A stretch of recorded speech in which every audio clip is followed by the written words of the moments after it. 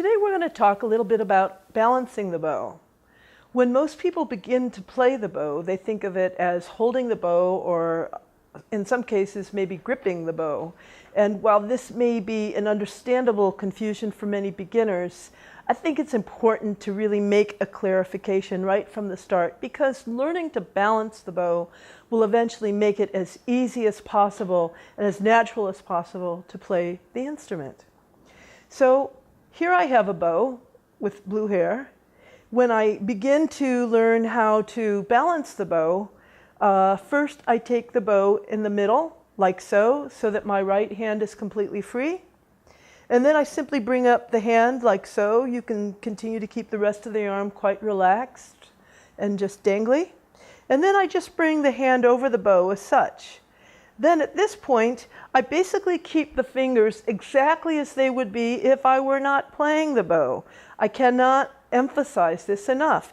There's never, ever a good reason to do this or any kind of monkey business that causes you to do something other than feeling completely natural with those fingers. We just let them dangle like such.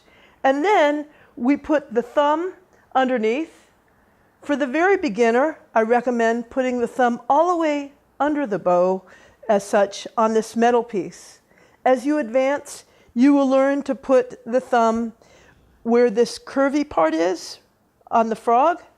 But for the absolute beginner, just start simple and allow the thumb to go on the middle piece.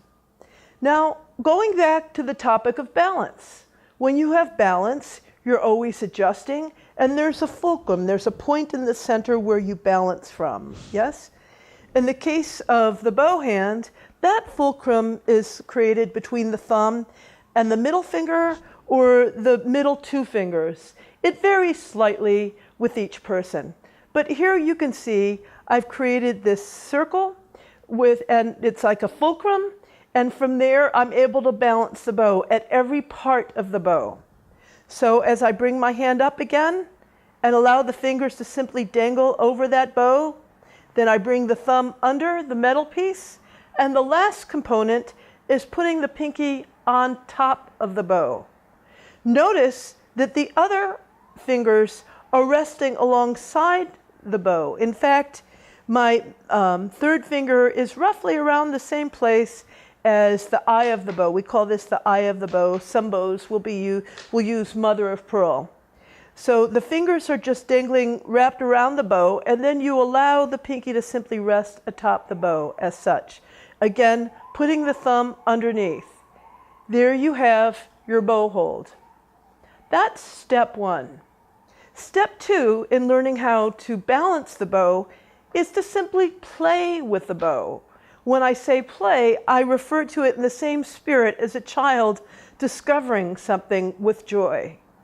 And in much the same way that a child learned to walk with much trial and error and a little bit of falling along the way, there was a mind-body connection that occurred for those children, and it occurs for all of us, that enables us to learn in the way that is most optimal for our body.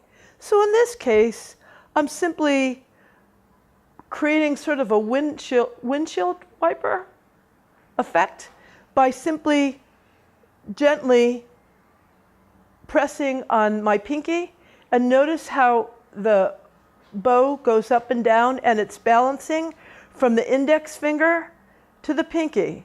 You have this balance going from the index finger to the pinky. This is a very simple and basic exercise that the absolute beginner can do in order to get a sense of balance with the hand.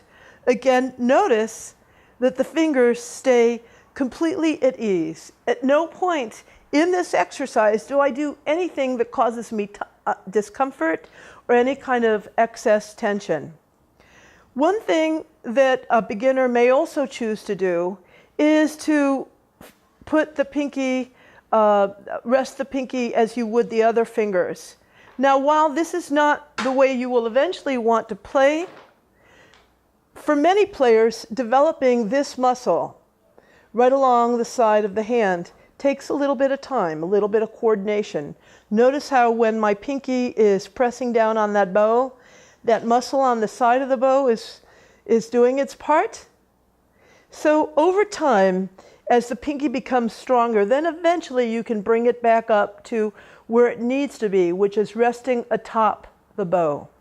But for the beginner, the absolute beginner, you should feel free to simply let it rest on the bow as the other fingers are resting and develop that strength as such.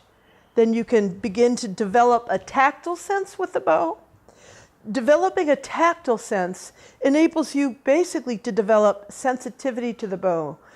Again, helping you to create a mind-body connection. If it feels comfortable, you might be on the right track. If something hurts, chances are your body's telling you something and it's time to take stock. Thank you.